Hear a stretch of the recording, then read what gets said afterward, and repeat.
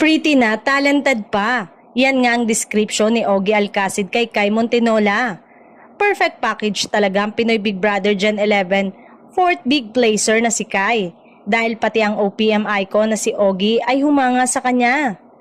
Kwento ni Ogie, super excited siya nang malaman niya na magiging guest hurado si Kai sa Escort Mo Show Mo segment ng It's Showtime. True story. I watched a video of Kai singing with Jeremy G, a beautiful song called Kung Pwede, and when I heard na guest hurado siya sa It's Showtime, I was so excited for her to give a sample of it, sabi ni Ogie.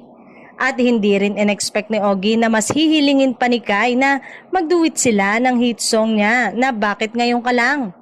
Nag-viral agad-agad ang duet nila at may mahigit 5.2 million views na sa Facebook page ng It's Showtime. Laking gulat ko na iba pala gusto niya isample namin. She requested for us to sing Bakit Ngayon Ka Lang and it went viral yesterday. Yes, vocals were so amazing as in. Thank you Kai for giving life to this old man's old song and letting your fans hear my music. I was so blessed by it, sabi pa ni Ogie. Samantala, last month ay ipinamalas ni Kai ang singer era niya sa sold-out concert na Kai's The Limit na naganap sa SM North EDSA Skydome.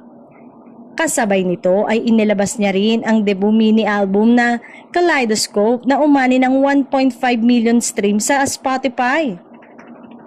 Talagang very bright ang future ni Kai sa showbiz mula sa unang sabak niya sa acting sa MMK episode kasama si Kylie Chari hanggang sa successful album launch, 'di ba? Ano kaya ang next project ni Kai na aabangan ng fans sa ABS-CBN?